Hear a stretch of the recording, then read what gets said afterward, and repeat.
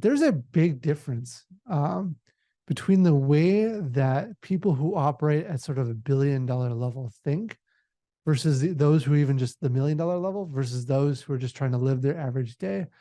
And the more you can surround yourself with people that are those billion level thinkers, it starts to wear off on you and your pattern of behavior starts changing. And there's insights and information and experience that you can apply in your own life to have such a radically different and larger impact.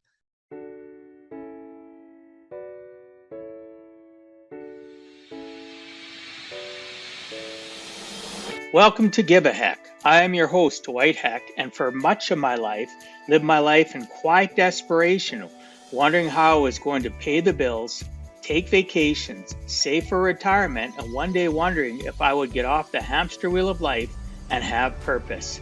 A life that most of society lives, which takes us to work, then home, then repeat, and pays us hopefully enough just to survive.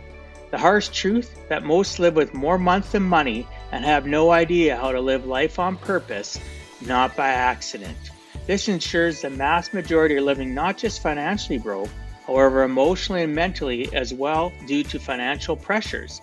In each episode, I will introduce you to thoughts, ideas, and guests that can help you to learn how you too can live life on purpose, not by accident.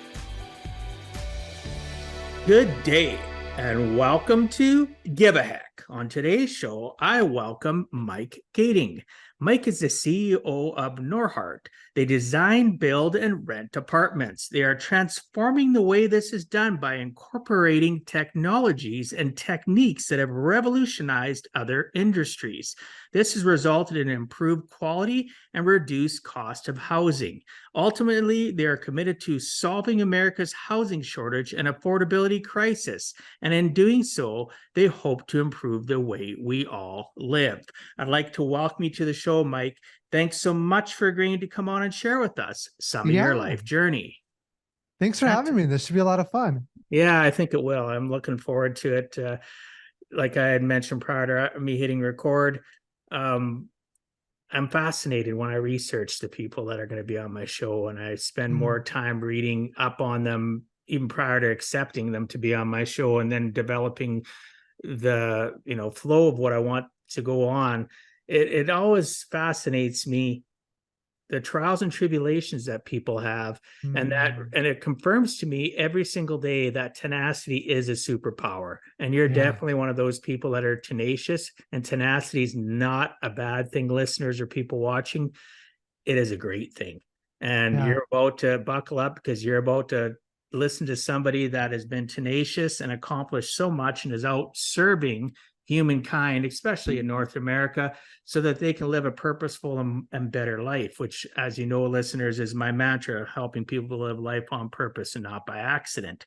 So, Mike, one of the things I focus on, as I previously told you, is a person's origin story. So, it just helps us connect better with a person. So do me a favor, share your origin story from your earliest recollections that you feel comfortable sharing to where you are today, please. Yeah. Early on,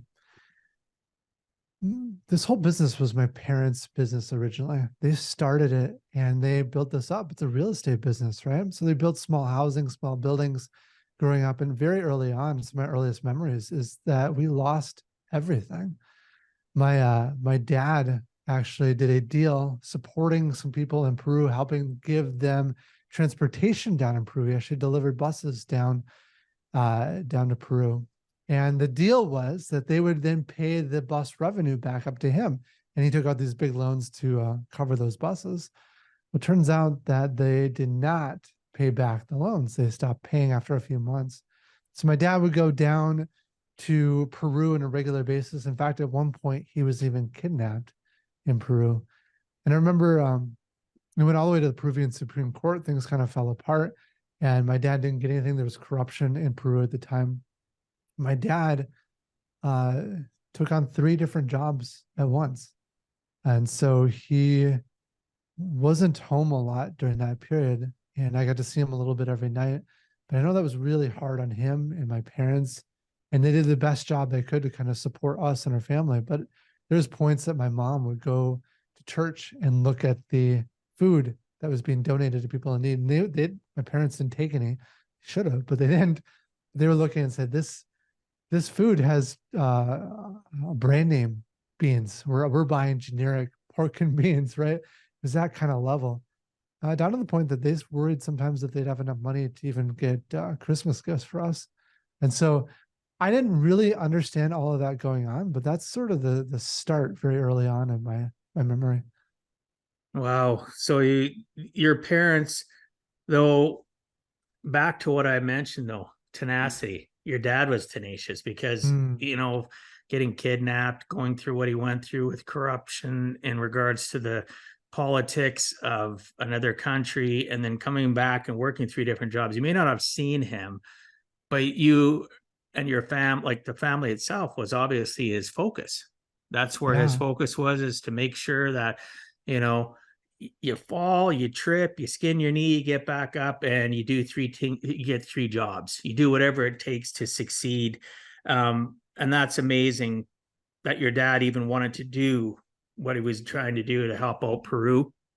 People I find when life that's can fail have so much more success when they literally understand the fact that human nature, you got to continue to stay kind, push forward, help out those around you that are in need, and it comes back, right? Doesn't mean we're always going to have success. And your dad ultimately did have success because, as you mentioned, he was the founder and started the business that you currently have developed and obviously took to higher scales than your father had. And that's just great to hear. I love hearing that type of an origin story. So did you end up going to, were you a kid that excelled in high school? Did you excel, like go to college, university? What happened to you through your younger adult years? Yeah. So a bit of a mixture. So one thing is my dad ended up getting the business started building some very small buildings. And actually, because he had paid off those loans rather than going bankrupt, the banks looked at him and said, wow, this guy's really willing to deliver on his promises. And so they gave him the loan, the money that he needed to build some of those original buildings. And I remember being out there swinging the hammer as well. I was probably completely worthless at that point, but he had me out there learning and just experiencing what it meant to build buildings. And it was a very small enterprise at the time. But while I was growing up, I was really passionate about special effects. In fact, we got in junior high school, we got a bunch of kids together in high school as well. And we created like a little studio. We had blue screens and green screens, and built sets. We had this ship set built up. We had these just incredible effects we pulled together, 3D animation and modeling and all this. I remember we would study computer animation during the night, and the next morning we'd have the kids come in, which was like our peers, and we'd be teaching them how to do computer animation because we wanted us all together to be building all these models and stuff. So that's what I was really excited about. I wasn't really excited about real estate. And then I went off to college, focused on computer science, mathematics, management. I got a degree in a near major in finance, a near minor accounting, graduated summa cum laude honors. Um, in fact, my most intense quarter was 27 credits, which is just insanity. The limit was, the most you could do is 20. The normal full load was 16. I got special approval to go way beyond that, but I would just want to see how hard I could push myself. But then after college, my dad really wanted me to join the business, but I didn't want to. And the reason I didn't want to is that I didn't want people to think it was given to me, right? I really wrestled with my own ego. But throughout my whole growing up, the one thing I kind of learned about myself is that I wanted to make some kind of meaningful, positive impact in the world. Right? Life is short. As we'll learn a little later, my dad died young, and it reminds me how short life really is. I don't want to waste the minutes I have here on earth. And so if I knew that's what I wanted to do, what I want to spend my life is to make that kind of impact, I started to realize that working with my dad on the small business and taking it to something at scale that could have that kind of impact was a better starting point. Take advantage of what I have in front of me rather than starting completely from scratch. So that's when I jumped in with my dad. That's fantastic, though. I keep on going back to the tenacity of who you are, flowing from Mm. your father to you, like 27 credits. My goodness. Like, and to accomplish a major and a minor in finance and accounting is amazing as well.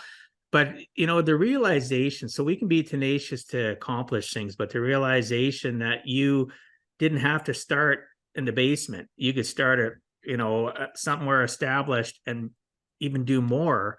That's fantastic, because you weren't a very old person at that time. You would have figured that out at a very young age. And most people are still wondering. I talk to people in their late 20s, early 30s that still haven't figured it out. So congratulations to you that you understood that there was a place for you, that you could Mm. actually achieve and accomplish and do such more for people.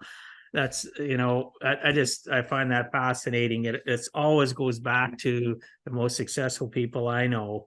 No matter what it is, they could be a thousandaire, a millionaire, a billionaire. They always have tenacity. They always are tenacious about what they want to accomplish. And sometimes they can't see the forest for the trees initially, but then all of a sudden something opens up, right? The curtains pull back, and there's Mike working with his dad, stepping into the business and developing it into what it is today, which is fantastic. And along that journey, though, you lost your father. Could you talk about that, please, and share with the listeners and people watching?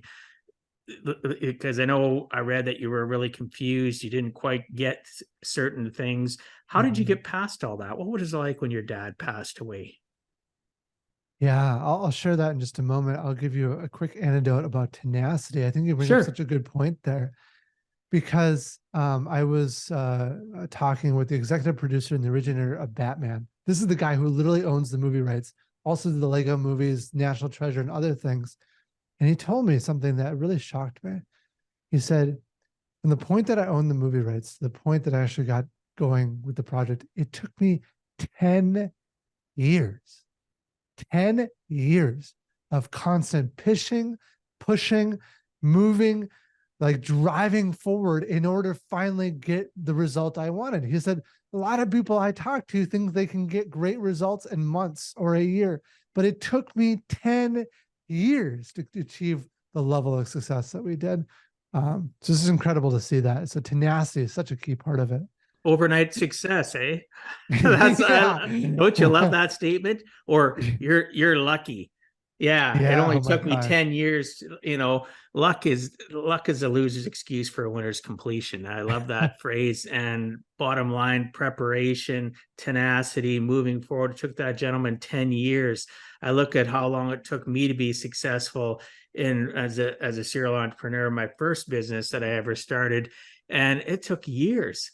And people were going, why are you putting all this effort in? And all of a sudden, those same people are going, oh, it must be nice. You're so lucky. Look at all you've achieved.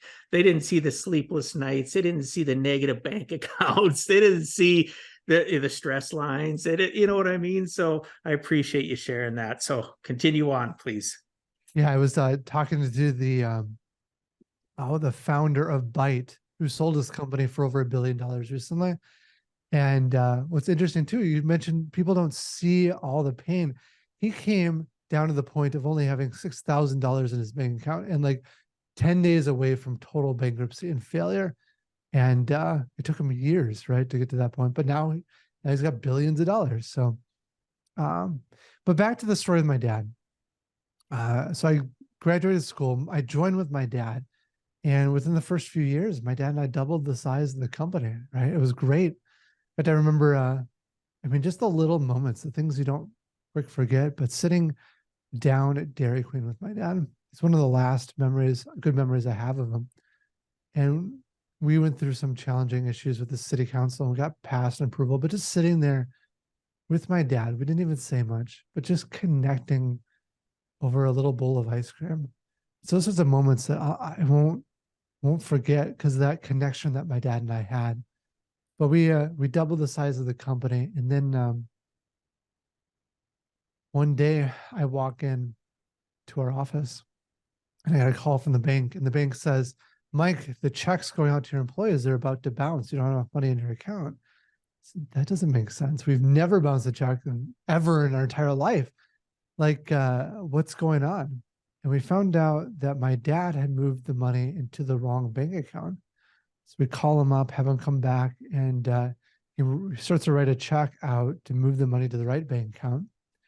And my dad couldn't write the check. He couldn't even sign his name. And I knew something was wrong. So I filled out the check for him. We got the money moved. That night, we went and stayed home with my dad. And something was a little off. We couldn't quite tell what, but it didn't seem terrible. So then the next morning, I got a call from my mom. My mom said something seriously wrong with my dad. My dad wasn't willing to go to the hospital. So I dropped everything. I raced over to go see my mom. And it was clear my dad was not in a good state of mind. And I pleaded with him to go to the hospital. And he, with me there, he agreed, and had to help him get his shoes on, his socks on. I remember walking into the pantry, just I only cried a couple of times in my entire life, and I just bawled because I knew something was not right. Raced him off to the hospital. Then they raced him off to the most major hospital here in Minnesota, and turned out he had a stroke, which is bad, but it was caused by brain cancer, glioblastoma. And they were able to remove the cancer, but it was a terminal condition. And basically overnight, that night, he was no longer him. It was basically a vegetable. Like there was nothing left of him at that point. He did end up surviving for another 6 months, but for all intents and purposes, I lost him that night. And so in a matter of 24 hours, I lost my dad. And now here I am, CEO of this organization, completely unprepared, unready to go. But that's the story of me losing my dad. Wow. Sorry for your loss. And Yeah. what a way to lose your parent. My parents are both still alive, and obviously nobody listening or watching, or you or I, want to lose our parents. It is a reality, right? Life's in session. This is not a dress rehearsal. I love you sharing that memory about Dairy Queen. Thank you for that. That is, Yeah. not enough people realize that those special moments, it doesn't matter where it is, it you got to be present with that moment, and that memory could be the last memory. You and I could be talking today and something happened, and you're the last person I ever communicate. Something could happen. I'm not trying to be negative or sad to those listening, but it's a reality. So live in the present, enjoy every moment. Even this conversation, I'm enjoying it tremendously. This is a memory for me. And the nice thing about podcasting is this is a memory for generations of people that want to listen to it, can look it up, or they Google your name and it comes up with my podcast, and they may not have known things about you. Something's happened. So I appreciate you sharing those personal moments with what happened with your father. So what did you do at this point? Did you look out for other people to help you? Were there people in the company that could support you, or did you just put on a brave face and I hate the terminology, but it's true. Sometimes you have to fake it, right? And be confident for the staff and the people around you that you're more confident than you were at the time. So what did you do? How did you get over that hurdle? It's interesting you bring up the confidence, and I think great leaders have to have a degree of confidence. But one thing that I've learned, at least for myself, is that I know a lot of leaders talk about how it's lonely at the top. And for me, it's never really been that way. I think the reason that is because I'm really honest and open in a respectful, kind, supportive kind of way. But when you're honest about the challenges and issues that your company or you're facing, people can rally around that, right? Even if it's a failure of my own, we encourage people to come tell me about how I'm an idiot and how I need to improve in a nice way. But I want to learn and grow, right? Like if you don't do that, you're robbing me the opportunity for growth. And so if we're open and honest about that, it allows us all to grow through it. And so even through those tough moments, I was honest about where we were at. And there was some real like specific kinds of challenges we faced. He was the master electrician for our site. And now I needed a new master, right? Where am I going to find that? It's a challenge. But what was really cool during that time is the support from the community. I didn't really realize this until my dad had passed, or essentially had passed away, is how much of an impact he's made on others. I mean, we even had to the point that one of our state representatives came and just helped sweep out the garage of one of our buildings that we were building, right? That kind of level of relationship was really impressive. And so we had tremendous support during that time. It was rocky. It was hard. I didn't know what I was doing. I mean, we even got to so we got past the project we were in, but I needed now to get approval on a new project. And when our next project we were doing was called Emberwood, and I had to get past city council. And now here I am, just a early 20s pipsqueak kid trying to get through city council on a 100-unit apartment building. Like, how are they going to trust me that I can do what I say I'm going to deliver on? And the answer is they didn't. And I didn't blame them. In fact, in many ways, I wouldn't have trusted myself. And then when we got past approval, we went to start doing our construction, and they shut me down twice. In fact, the second time they said, Mike, we don't believe you can do it. We need you to hire real management to basically manage you, which was hard to hear. It was one of the hardest points of my life. And we ended up hiring someone, but we had to do it in short order because we weren't allowed to start till I found someone. So that's not to hire great people, not the way to hire great people. I hired him in 3 days. It was a disaster from that perspective, but behind the scenes, it gave us some room to learn and grow through that. And I remember the last few weeks before we were about to open this project, we had a water main. It was thousands of feet long. It was buried 15 feet in the ground, and our tests showed that there existed a pinhole leak somewhere in this water main. We didn't know where. We just started digging it up, right? And so here I am in my fairly nice clothes out there with the excavator, because he wanted to leave to go work on other projects. I couldn't have him leave, otherwise my project wouldn't get approved. And so I was out there in the mud, shoveling away, looking for this leak somewhere. It took us weeks. We eventually found it.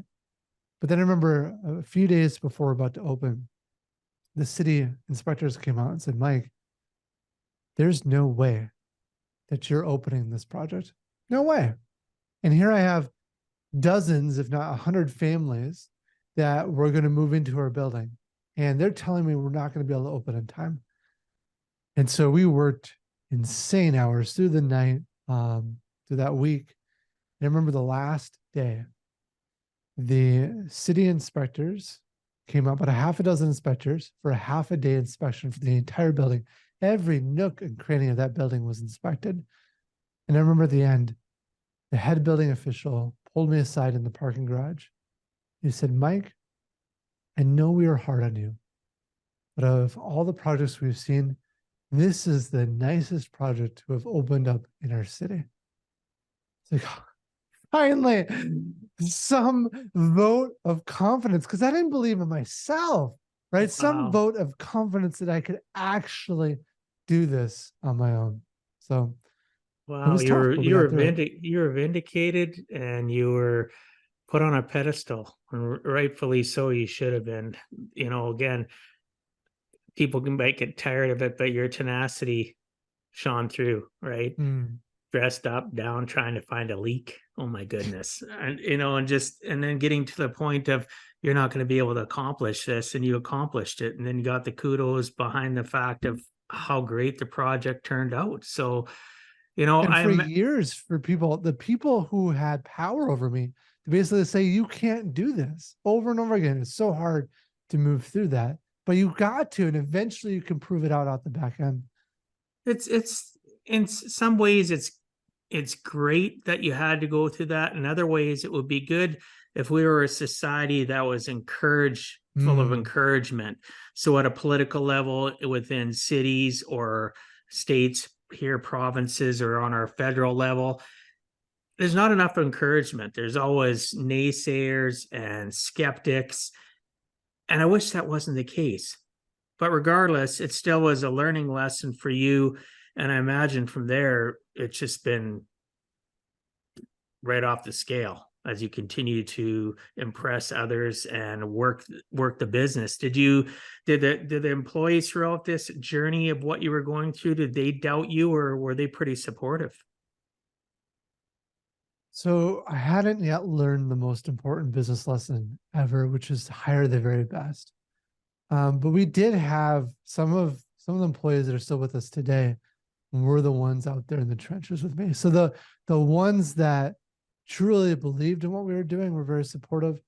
Um, I think others, they were like, it's a job. I'm just here doing my work. But you mentioned something interesting. You said, now that we've gotten through that, like that means we're in a better spot, right?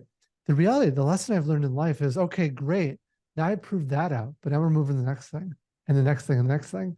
And every step of the way, we stink, right? We're terrible. And I think what's interesting is as humans, we are so afraid of failure, right? When we're young, we're not afraid of it. We can't walk, we can't talk, we can't read a book, and we're okay with that. Like that's normal. We're okay. But as you grow older, you start to get good at one thing, and you don't necessarily want to jump to the next because you don't want to look like you're an idiot at that new thing.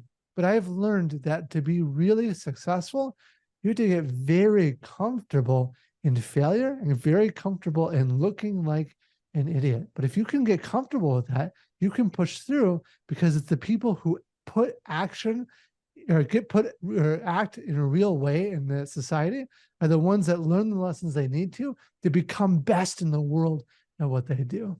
No, and failure is, or you're right, is a stepping stone to our success.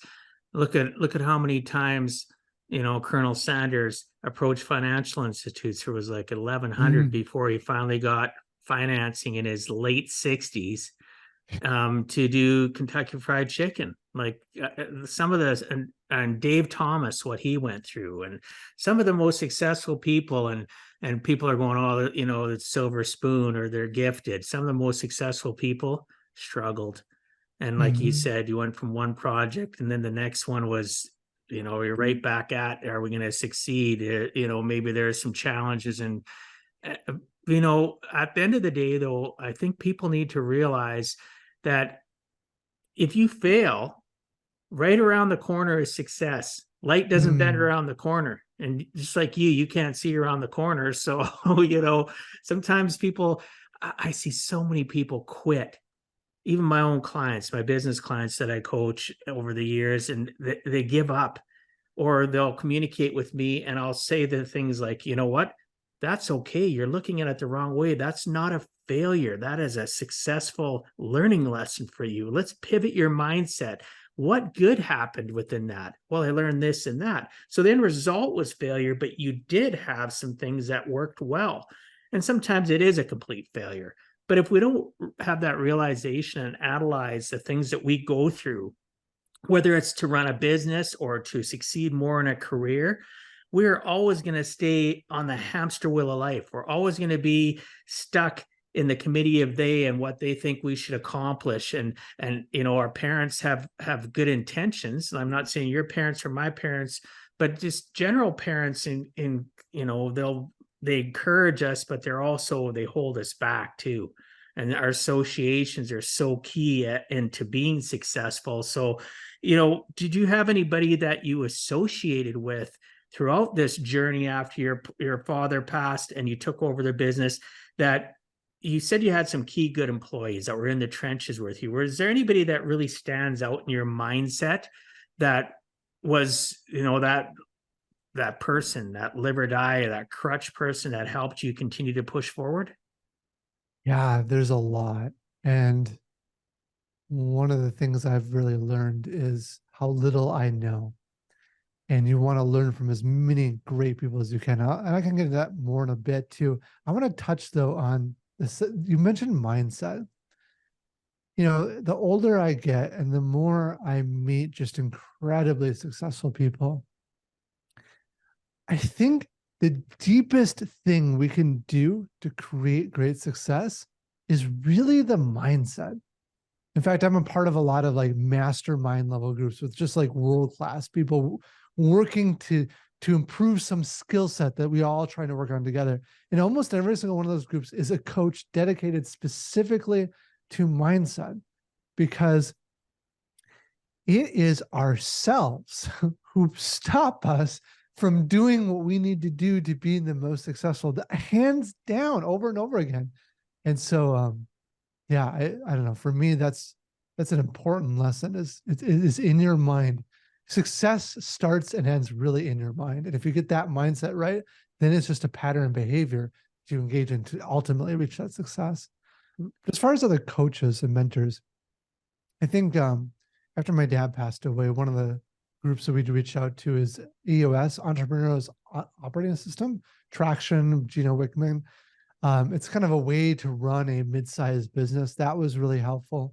Um, we, we've got experts and coaches from all over the world. I will literally work to find the world expert at something, and we'll fly them in. We'll learn all we can, and then fly them back. Even niche things like revenue management, how you price your products at a very fine grained level can have a huge impact on your profitability. Concrete, we found a world expert who can make concrete that can clean itself. And like, these guys are just incredible. We in sales, we found some of the world leading sales experts. It's just, there is a huge difference, and I've seen this over and over again. There's a huge difference between the very, very best and sort of the average consultant or support person. And if you can find someone who's truly the world-class level, you will learn so much so fast, and it will change the game for you. And so this might seem extreme, but I spend about 20 hours a week just in learning, growing, and trying to improve myself. That's fabulous. So personal development is so key. It's back to that failure thing. It's back to us thinking we can do it all, that we have the magic key, or we look at stuff. And I've talked about this before on podcasts I've been on, and even with my clients, bottom line, we look at stuff and there's good ego and bad ego, and sometimes bad ego takes over, and I look at stuff and go, well, that person took 10 years, I can do it in 2 or 3. I'm smarter than the average bear. Right? It's just, and what we do and associate, and not just people, associations, and what we put inside of our mind. And 20 hours, that's tremendous. Most people are lucky if they put an hour in a year, into personal development. And our thought processes that are negative, that want to hold us back, they'll never change, because we're usually associating with the same people. Again, I'm not cutting down our family, our friends, but they're not necessarily have the same desires, the dreams, the passions to achieve. So they're not willing to put themselves outside of their comfort zone, where all success is, and read that book, or have that uncomfortable conversation where somebody says, hey, Mike, I'm not sure about this, Mike. I believe in you though, Mike, but this is what I think you should do. So the mastermind thing you talk about, I belong to quite a few masterminds as well. It helps us get out of our own way. It helps us find that perfect thought process, and having somebody that their strengths can enhance our weaknesses to become a strength. Are you bringing in like a concrete expert? You're always trying to level up, not even just in your personal development between your 6 inches, but your business acumen and what you're doing to help make a better product, or having better service, and developing all these projects. It's phenomenal. Congratulations. I appreciate you. It's cliche to say this, but it's so incredibly true, in that you can predict your success by the people you choose to surround yourself with. And great statement, actually. Yeah, it is. It's simple but straightforward and true. Yeah, and I really focused on finding amazing people to interact with. But there's a big difference between the way that people who operate at sort of $1 billion level think, versus those who are even just the $1 million level versus those who are just trying to live their average day. And the more you can surround yourself with people that are those billion level thinkers, it starts to wear off on you and your pattern of behavior starts changing. And there's insights and information and experience that you can apply in your own life to have such a radically different and larger impact. And a lot of these people, what they found is they found ways to achieve so much greater results for so much less time. So the average employee, average person might put a bunch of effort in to try to solve an issue. The millionaire does a certain sort of level, and then the billionaire is found a trick. They're like super lazy because their trick has really streamlined the way that they execute on something. So it's been to find great people, interact with great people, it will change your world. Oh, 100%. I can't even begin to understand when, what people don't get, I guess. I can't understand the fact of their unwillingness to put themselves out there. And like you said, when you hang out with billionaires or millionaires, there's different levels of things that rub off on you, but it can be uncomfortable. And people will hear this conversation and they'll think to themselves, well, what do they know? Right. So they're wealthy. That doesn't make them better than me. No, it just makes them more developed than you. They're taking their time and understand that the average Joe is going to spend this amount of time. And for the people listening, I'm putting my two fingers out. Let's say it takes 10 hours and they've gotten to be a billionaire status because they figured out how to put maybe 0 hours into it and have somebody else do it. They look at magnifying their greatness and their strengths and giving up their weaknesses, and they're constantly always evolving. So yeah, I look forward to having conversation with billionaires. Millionaires, I've had lots of them, and I've learned a lot. I've learned a ton. So I completely agree with your thought process, the fact that each level thinks a little bit different.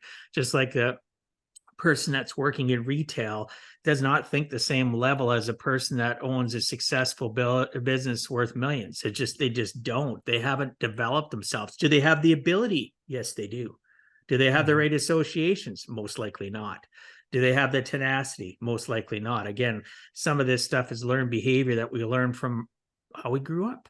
Your dad was a prime example. My dad, very successful, very wealthy millionaire as well. Very tenacious, very kind, very supportive. And on that note, we're going to flow into how people treat employees and how you retain and bring on good employees. Because I know you've worked hard at creating a culture. So it's important for you when you hire people that they understand your culture. What does your company do differently with your culture? And, so that it entices people to want to work for you, and the ones that are already working for you to stay. What do you do in regards to culture? Can you talk about that? This is the most important lesson I've ever learned in business, and that is hire the best people. And when I say the best, I truly mean the best. We will fly people in from other states to come work during the week and fly them home on the weekend because of the world expert at what they do. In 2007, Steve Jobs announces the iPhone. Steve Jobs walks off that stage, and one of our employees walks on that same stage following Steve Jobs' announcement. These caliber of people, they change the game. They open doors for you that you didn't know could be open. They make things happen. And oftentimes the pushback I get at this point is, Mike, that sounds expensive. And the truth is, on a per person basis, it is, because you have to pay them top of market to keep them. But what most people fail to understand is that the best people are 2 to 5 to even 10 times more productive or better at what they do than the average person. So if you look at it on a cost per unit produced, the top employees are actually your least expensive, and you can't afford not to hire them. So hands down, in building a great culture, it starts with hiring the best people, because a culture is nothing more than your people and the way they do things.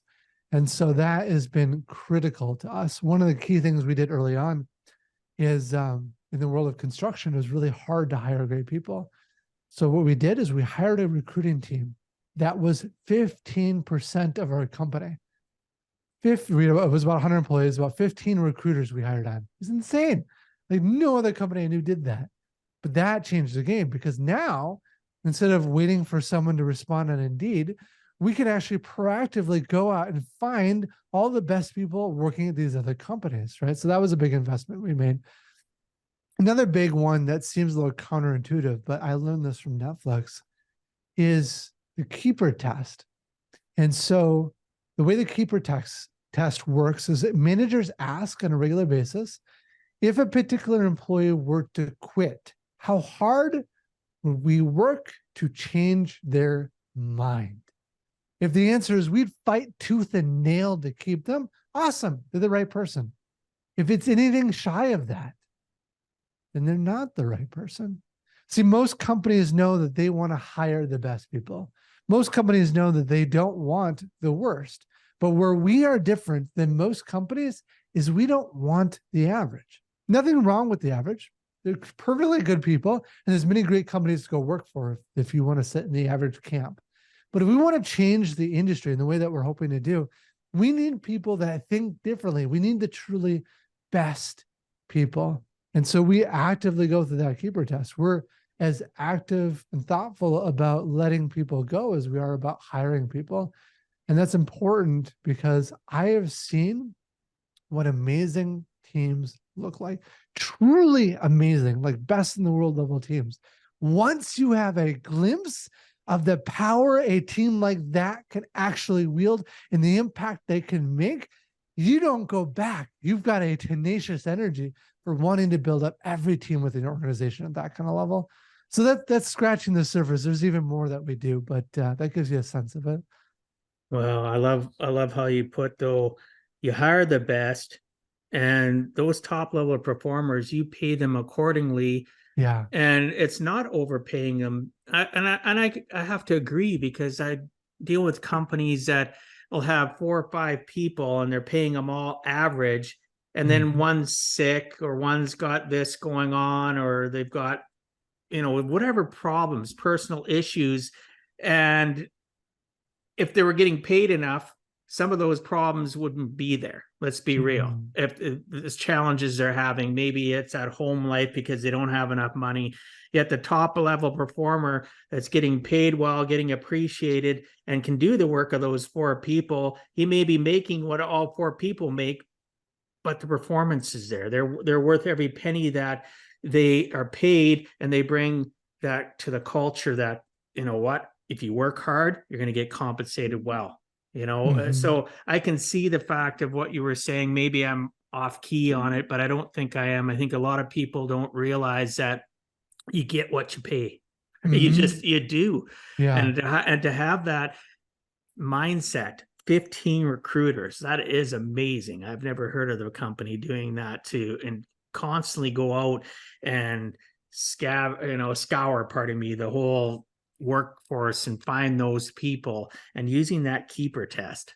I love it. You've taught me. I love my podcast because I always learn things that I can integrate into my thought processes and talk to my clients about, or even in our mastermind. So thank you so much for, sharing and being willing to put it all out there for our listeners and people watching. Yeah, absolutely. So, Mike, we have the Bank of Canada. You guys have the Federal Reserve. Neither are very good, but I'm just, I'm just throwing that out there. Being in finance, I understand what interest rates do to growth or stagnation of an economy, especially real estate development.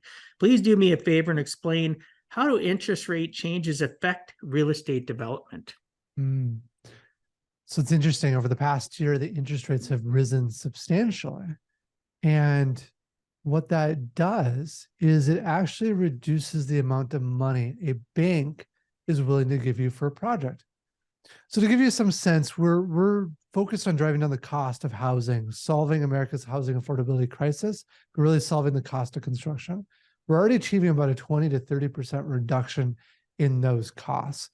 A typical building, let's say it's a $100 million building, the bank would typically give us $75 million. Well, again, our costs are so low that that's actually generally enough to build the building. So we've been able to grow without really limit to financing, because it's really rare for a company to do that because their costs are so low. But now that same bank, because of the rise in interest rates, may now be only giving $55 million. And then for those of you who are a little bit more technical, the constraint is called the debt service coverage ratio constraint that ends up hitting because of the higher interest rate costs. So now as a company, we have to find ways to bridge that gap. And we're working on things like Norhart Invest to do that.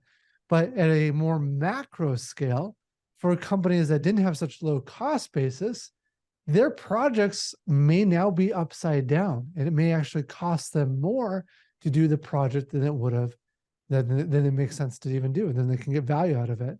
And so we've seen here in the United States about a 70% drop in new multifamily starts. So this is apartment starts. A start is meaning they're starting the project, they're breaking ground. There are still a lot of projects in the pipeline being built because they've started before this point, but a 70% drop in starts. If that continues over the next year or two, you're going to see a drop in the number of deliveries of new housing, and a drop in the number of deliveries despite a yet increasing demand for those housing units means that pricing will start increasing long term. And it's already been so high. So I'm nervous that the raise in interest rates is actually going to cause even more home unaffordability issues. Well, we have tent cities popping up all over. I live in Edmonton. I don't know if you know that or not. Capital city of Alberta. We're 1.5 million people, so we're not terribly big, but we're big enough. South of us is a city called Calgary, which many of the listeners know where Calgary is. It's an oil town. And Calgary, my daughter lives there. She's a nurse. And you go to apartments and they'll say, okay, come and look at this apartment, right? You got a viewing time at this time. At one time, it would just be you.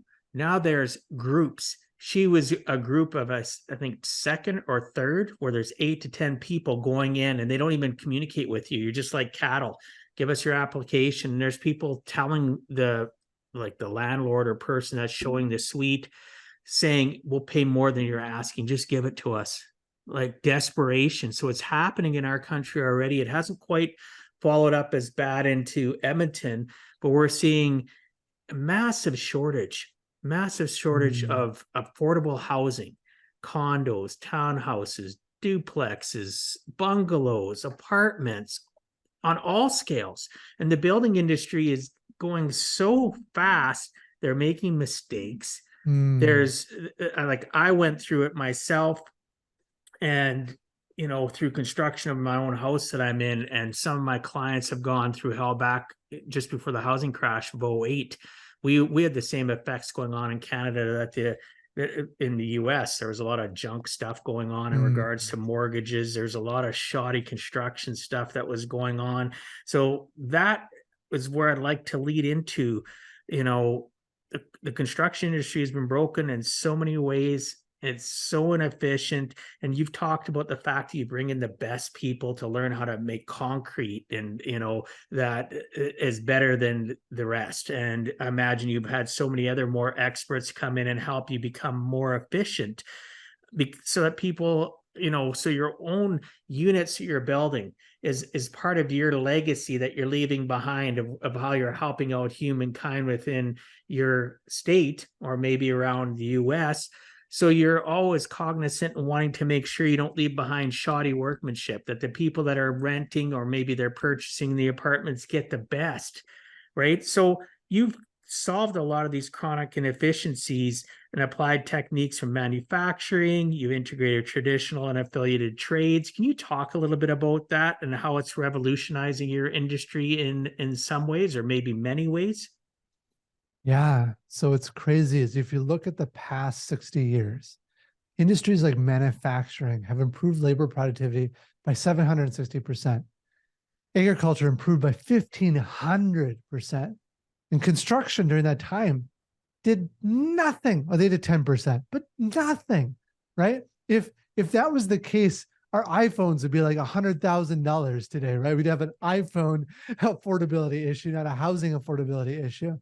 So the simple idea is, why not learn from these other industries, apply what they've learned into our own? So we have partnerships with groups like Toyota, who invented the world of lean manufacturing and improving the way the manufacturing is done. And so we're applying those techniques. To give you some sense of it, one of the first things we did was brought all the work under one roof.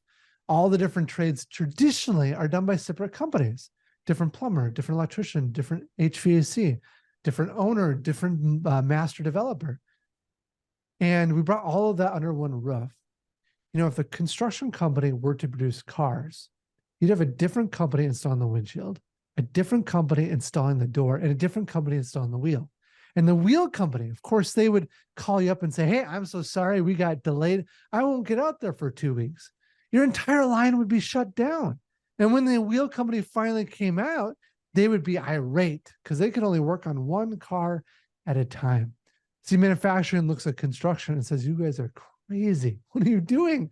And to us, it's just the way it's always been done. And so we want to change that. So rather than work on one roof, once we've done that, we can apply some simple techniques. Nothing revolutionary. Things like the assembly line. That improved manufacturing. Why not improve construction? And so what we do, you can't take a building and drive it down a line. No, but what you can do is you can take the person and move them through the building. So right now, every 5 hours, each one of our trades, each one of our teams moves through the building by 1 unit. If you look at the end of our building, every 5 hours, we have a brand new apartment unit complete. And so it's crazy. You look at one end of our building, it's fully completed apartment units. The other end is completely dirt. There's not even a foundation there. And because of that one technique, we can take a project that might take 15 months and drive it down to 9. But there are literally thousands of little things like that that we take from other industries, apply it to our own, and they start to have a cumulative effect of driving down costs. Wow. I never thought about it, but yes, manufacturing, well, Toyota, of course, one of the world's leading companies when it comes to doing things in a very efficient way. And when we have a crisis and shortage of people having affordable housing, people such as yourself and your company making things that quick from 15 to 9 months, that's amazing. So now you're able to generate that much more affordable housing, and every 5 hours that's crazy, but yet it's believable, especially after getting to know you. I can completely believe that. Hopefully it transmits up to our country. Right. Yeah. Hopefully it does. But then there's also, I look at some of the areas around me that are building, and as our city continues to expand at a rapid rate, people them building a 2-story house in like 4 months, and wondering to myself, how's the construction of that house? Right. It kind of makes me wonder, because there at one time it was 9 months. So is it efficiency, or is it just push it, Yeah. make money? Right. So I don't There's so know if you much have of a that. comment about, pardon? There's so much of that push, push, push just to make money. I mean, part of the reason we brought all the trades under one roof is because then people care, right? If it's a subcontractor, all they care about is getting out of there as fast as they can, because then they make more money. In fact, I walked in on a drywaller once where they had to do 2 layers of drywall on a wall. And the first layer by code has to be the same quality as the second layer. I walk in, they're doing the first layer, and it looks like a kindergartner was doing it. Big gaps and holes in the wall, mismatched pieces, just a disaster. And I couldn't believe what I was seeing. But the reality is, once you cover it up with the second layer, nobody knows, It's a right? So facade. there's stuff like that happening all the time. And even less malicious engineers, for example, an engineering firm is paid by the project. And so they're not in it to try to optimize the design of the building. No, they're there to get a building that meets code as quickly as possible. And so we realized that in order to get the quality and the improvements we wanted to see, we needed to hire a world-class engineering team to come on staff too. And honestly, we probably have the best engineer in the world when it comes to this space. And it's amazing. He is literally rewriting the book, and their team is rewriting the book, in some senses, going back to the US government and saying, hey, you guys did the calculations wrong in your code book. Let's change this because it's wrong in what you've done. It's that kind of caliber of people. And they change the game when they do that. Well, that's exciting because you're being an innovator. Mm, Yourself, the company, the people you hire, you're going to change the industry. Maybe not as fast as you'd like, yeah. but you're leaving behind an actual, as you're creating like, people don't get legacy. Living legacy is, what are you doing to leave behind? What are you doing? It's not for just your family. What are you doing in your career, in your job, in your business? Are you leaving behind a living legacy that's going to, people within around you or generations later look at it and go, wow, look what Mike did. He revolutionized, and his team revolutionized the construction industry. And it was all about the fact of always bringing the best, always being your best. Sprinkle some personal development so that I'm always staying my best, right? That my, like, people say to Yeah. me, that personal development stuff, when are you going to stop doing that? The day I take my last breath, right? I'm going to always continue to strive to be the best version of myself. Not to say that I'm not a good person now, but there's always something that somebody can say or knows or can, give me or show me that can help me elevate my mindset, just like the broken construction industry and the changes in development that you're doing, because they just, 10%, like, in this many years, are you kidding me? We need to change this, and you're doing that. So Yeah. congratulations. I was talking to this another billionaire recently, and he, the day he sold his company, he talked about, well, I just asked him, what did it feel like the day you sold your company? And he said, I looked at my bank account and I saw all those zeros, billions of dollars, and I felt nothing. That was so insightful because he had so focused on building all this wealth and building this great company, but he missed the purpose, right? He didn't have a fundamental why. That's sort of the lesson he learned to that too. And he said it made so much more impact on me seeing the lives I got to impact on later on. And so, like, it's important to remember, like, why are you doing this? If it's for the dollar bill, you're not going to feel a great sense of purpose or fulfillment in your life. But instead, if you realize life is short and that every day you want to leave some kind of meaningful, positive impact in the world, that will actually leave you a richer person. Definitely. Definitely it will. It's impact, right? You look Mm, at how many people chase the dollar, and I have clients that are now retired that are very, very wealthy, and they're miserable.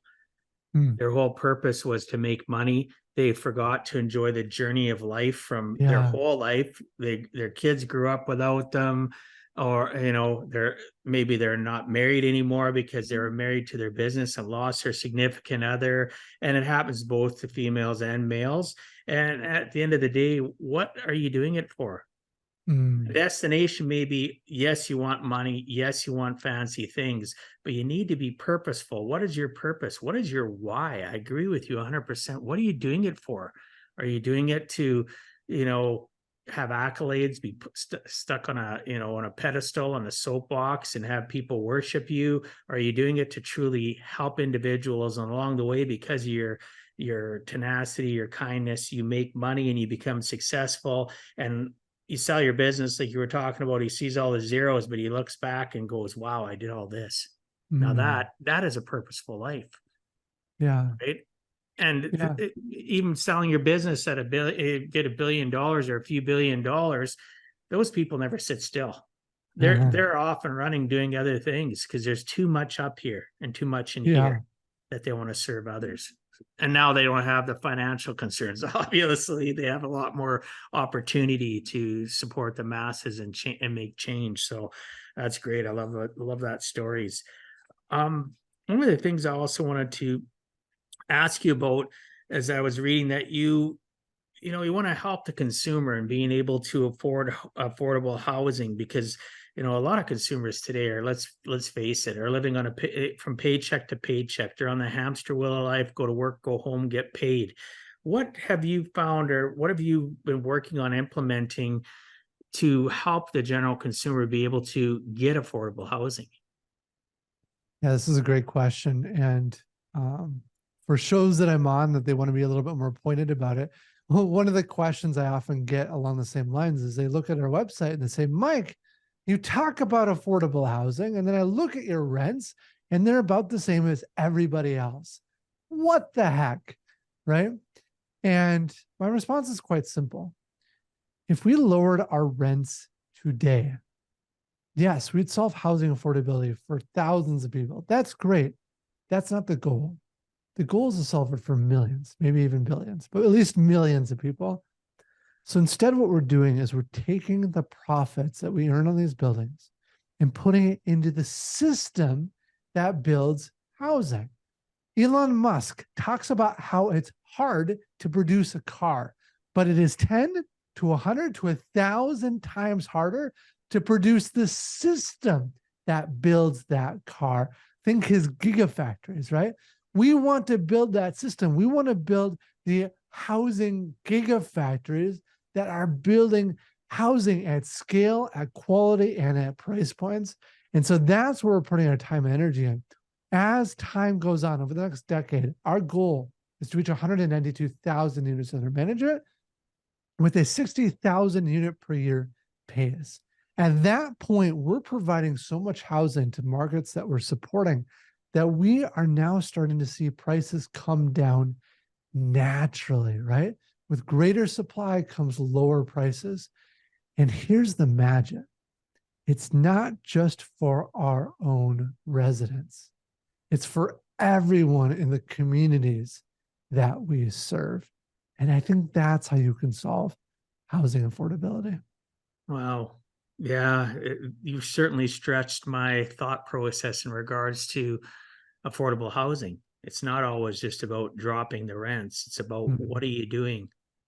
What's your long-term game plan? And obviously you've got a great long-term game plan in order to make it so that more and more people aren't doing what's going on in our city and many cities around. Like I see it in Vegas, even tent cities everywhere, because people and some of those people that live in these tent cities are employed. They just don't have enough money to get into a place because there's not enough places. There was somebody I talked to here recently. They're living in a friend's, like a bedroom, because they can't find any place, right? They can't find any place that they can afford. My own son moved home here in the last couple of years, and he's an adult. He's my youngest. And he literally, we were talking about it yesterday. He says, Dad, I'd never be able to move out based on what I'm making at today's rent costs have gone up so much because of inflation, the cost of groceries, everything, unless I get a roommate. And even then, based on the budgeting stuff that I've taught him, he says, I've sat down and figured it out. If that person makes the exact same amount of money as me, we're still both going to be living from paycheck to paycheck, and we're going to be living miserable. Because contrary to what people believe, money can't buy happiness, but it can make you have a roof over your head, groceries, have the ability to travel once in a while, and that's happy for some people. So a lot of people don't have even enough to just have the basic levels of happy. So Yeah. it's just, it is what it is. We got to continue to be vocal and go out and do what we can. Me on the finance side, helping people and coaching them with their mindset and how they think, and figuring out their money monsters. You continuing to develop practices to increase affordable housing and doing it in a very efficient way, collapsing timeframes, and hopefully the rest of the industry is watching you and adopting some of what you do, or all of it eventually, or you just take it over. Right? Just have massive exodus of the traditional mindset and construction and start doing it right.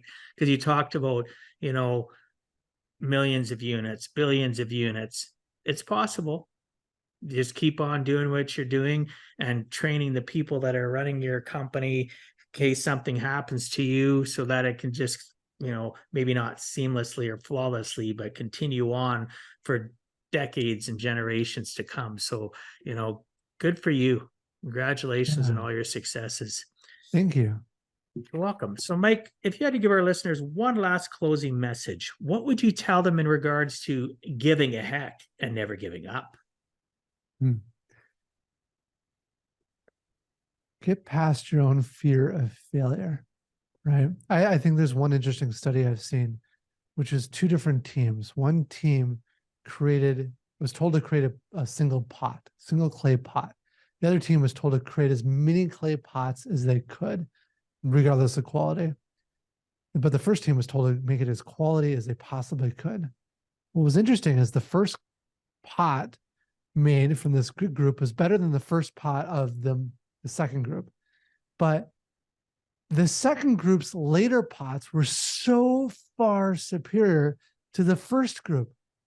And the insight is, don't get too stuck on making things perfect. There is an element of just getting out, trying, failing, trying again, failing again, and pushing forward, because that will ultimately lead to your long-term success and your capability of being the incredible person you can possibly be. Wow. I love that. Thank you for sharing that. So true, right? Everybody wants to seek perfection or success and wants it immediately, when they got to realize that it can take time, and you get better and more perfect at whatever you're trying to accomplish, whether it's making a clay pot by starting out and realizing, okay, this isn't the greatest, then the next one's a little better, and 100 later is the best, right? Instead of trying to waste time making the first pot 100%, and being slow about it, right? Sometimes we just need to skin our knees and realize that things happen in their own time. You just got to be tenacious and not give up, and always seek to be better at what you're doing. Yeah. So I appreciate you being on. Our time's up, and I'd like to respect our listeners and your time. However, before we end, can you please tell the listeners what's the best way to reach you? Yeah, the best way to reach us is simply visiting our website. It's norhart.com. That's NORHART.com. And two fun things there. One is our shows. One show in particular is called Zero to Unicorn. It's showing the journey of people who go from nothing to $1 billion enterprise. And that's where you get to meet some incredible people you heard about today. And then secondly is our Norhart Invest platform, offering people high rates of return for terms of 6 to 24 months. A great way to kind of stock away some money. Sweet. Fantastic. Any other last final comments you'd like to make before I wrap up the show? No, other than you're an amazing host. I know your audience already knows that, but the effort you put forward to really making sure you deliver quality content to your audience is incredible. I'm on a lot of shows, and you really do a great job at that. Oh, I appreciate that. It's very kind of you to say. Yeah, I look forward to us staying in touch with one another. Obviously, there's not much value I could probably add to your life and your business, but I'm always looking to network and have conversation with people just about what's going on. So hopefully we can stay in touch. Maybe it's 6 months, maybe it's a year. We have a virtual coffee once in a while, and who knows, because you're still in Minnesota, correct? That's right. Maybe someday I'll be in Minnesota and we'll meet up. But thanks so much for being on Give a Heck, Mike. I appreciate your time and sharing some of your experiences so that others too can learn it is never too late to give a heck.